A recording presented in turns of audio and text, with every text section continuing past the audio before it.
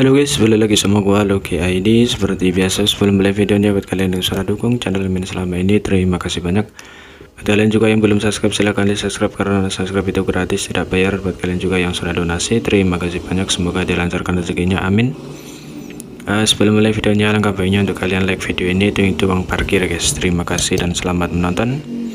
Oke, kita bacain novel Martabak chapter 5829. Di sini diceritakan setelah itu ketika tunggu alam semesta ditutup, Ouyang Li dan Qiang Shan kembali setelah maju ke orde ke-9 dan masing-masing mengambil alih tentara Nether Misterius dan tentara Abidara. Tidak ada yang mengatakan apa-apa, mereka telah memasuki tunggu semesta dari wilayah Nether Misterius dan wilayah Abidara. Jadi hanya bisa dikatakan bahwa dua pasukan di sana beruntung. Banyak masa orde ke-8 tentara Jiwa telah memasuki tunggu alam semesta saat itu.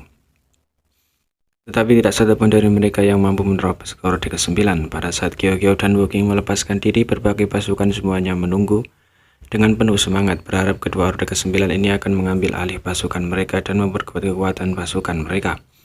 Namun hanya dua orde ke-9 yang berhasil melarikan diri, sementara ada 8 tentara tanpa pemimpin. Pada akhirnya diputuskan oleh markas pusat bahwa Qiao dan akan memimpin tentara Yunqiao, sementara Wu Qing akan memimpin tentara Zihong. Bukannya tidak ada yang berpikir untuk menggabungkan kedua belas pasukan besar menjadi 6, tetapi bagaimana bisa melakukannya? Bagaimana mungkin 6 orde ke-9 cukup? Namun sekarang ras manusia memiliki jumlah besar pasukan di setiap sisi. Jika dua pasukan bergabung bersama, jumlah mereka akan meningkat. Pada saat itu, meskipun mereka dapat meningkatkan kekuatan pasukan mereka, itu juga akan sulit untuk berkoordinasi satu sama lain.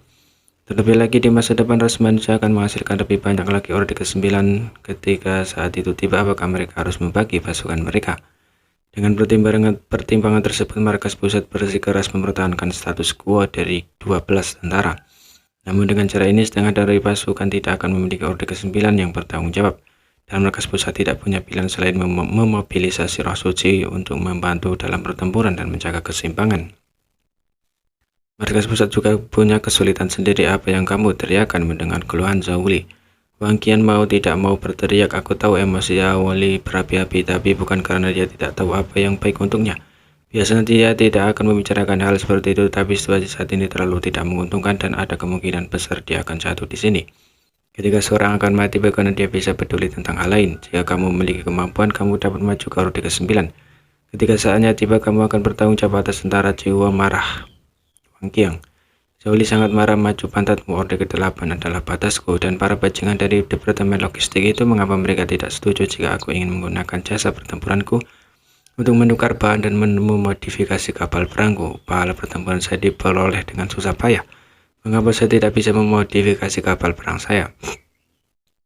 Jika saya telah memodifikasi battleship saya sebelumnya, bagaimana saya bisa jatuh ke dalam kesulitan seperti itu? Bahkan jika aku menjadi hantu, aku tidak akan membiarkan para bajingan itu pergi.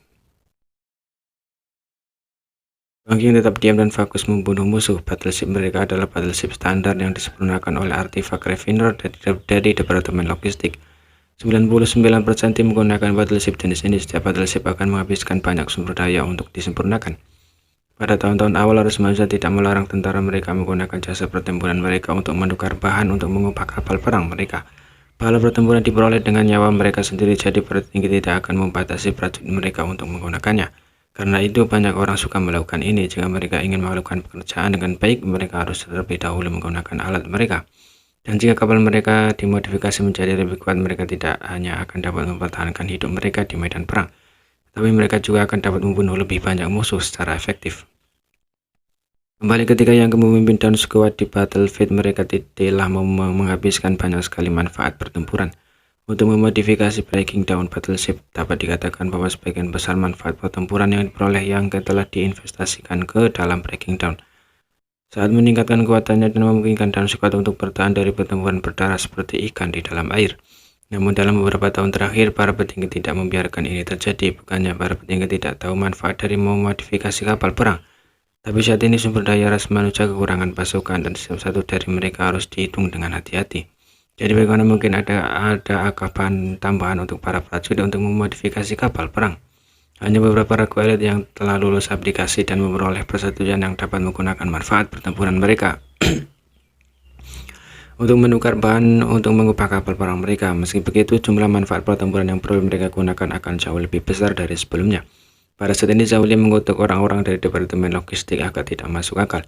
Departemen Logistik hanya menjalankan perintah dari atasan, tetapi semua orang saat ini berada dalam situasi yang sulit dan bisa jatuh kapan saja. Jadi tidak apa-apa baginya untuk melampiaskan amarahnya. Pemimpin tim informasi pertahanan akan runtuh, teriak anggota tim. Wang Qiang mendongak dan melihat bahwa penghalang pelindung yang mengelilingi kapal perang telah menjadi redup dan berada di ambang kehancuran. Mengambil nafas dalam, Wang Qiang berteriak, bersiaplah untuk bertarung sampai mati. Qiao Wu mengaktifkan susunan penghancuran diri kapal perang dan 10 nafas. Ya, penelpon order ke-5 yang telah dipanggil dijawab. Bahkan jika dia mati, dia harus membunuh lebih banyak musuh. Zhao Wuyu yang sedang memperbaiki Tiger juga menghentikan apa yang dia lakukan. Pada saat itu tidak ada gunanya membuang waktu lagi. Mengangkat tangannya, dia memanggil pedang panjang dan melangkah ke sisi Wang Qiang. Berdiri bahu-membahu dengannya saat dia menatap kerumunan para kultivator klan tinta dengan tatapan penuh tekad. Satu persatu anggota tim memanggil artefak mereka dan berkumpul di sekitar Wang Qiang. Aura mereka melonjak saat mereka membentuk formasi pertempuran. Bahkan di hadapan ribuan tentara, mereka masih akan terus maju, berjuang sampai akhir. Tiba-tiba gangguan pecah di antara pasukan musuh, dan pada saat berikutnya kulit Wang Qiang dan yang lainnya sedikit berubah. Dalam persepsi mereka, jumlah besar vitalitas tiba-tiba padam, seolah-olah master klan tinta yang tak terhitung jumlahnya telah mati. Namun karena ada terlalu banyak kultivator klan tinta untuk di pinggiran kapal perang, mereka tidak dapat melihat apa yang terjadi di luar. Saat mereka bertanya apa yang terjadi, mereka tiba-tiba melihat riak muncul di gambaan dan di depan mereka. Kemanapun riak ini berlalu, gambaan bergetar dan hancur. Dan sejumlah retakan kekosongan berenang seperti ikan. Retakan void yang tak terhitung jumlahnya hampir menyelimuti semua pasukan klan tinta kecuali area di mana kapal perang mereka berada. Detik berikutnya, pasukan klan tinta yang telah memaksa mereka ke dalam situasi putus asa, tidak peduli seberapa kuat mereka atau di mana mereka berada, mereka semua memuntahkan darah tinta. Setiap prajurit klan tinta dipotong menjadi beberapa bagian oleh Void Crack, dan banyak dari mereka mati bahkan sebelum mereka menyadari apa yang terjadi. Ini Wang Qiang tercengang. Meskipun mereka masih tidak tahu apa yang telah terjadi, satu-satunya hal yang dapat mereka ketahui adalah bahwa seorang master dari pihak mereka telah masuk ke dan langsung memusnahkan klan tinta. Kekuatan besar macam apa ini? Dia bahkan tidak memperhatikan fluktuasi energi.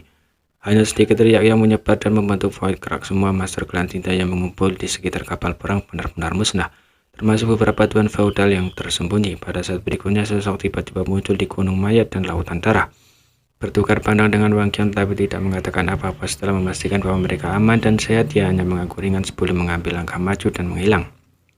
Ya Wu, Wang Qiang tiba-tiba kembali sadar dan berbalik berteriak, hentikan. Dia baru saja memberi perintah kepada anggota tim untuk mengaktifkan susunan penghancuran diri dalam 10 nafas. Jadi dia tidak tahu apakah sudah terlambat untuk menghentikannya sekarang. Melihat sekeliling, Wang Qiang menghela nafas lega. Anggota tim yang disebut Qiao Wu tampaknya kekuatan konyol dengan pemandangan barusan dan berdiri di sana dengan linglung. Pemimpin tim kepala garnison